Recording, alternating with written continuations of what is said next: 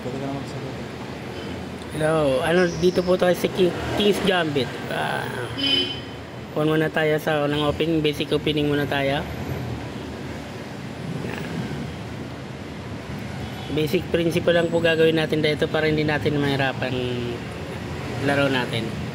Simple nga na lang, opening.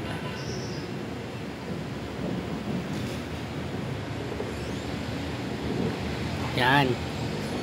Dito maya maya po makikita nyo kung paano ako mag-sacrifice dyan. Makita nyo, mabilis ang laro lang po ito.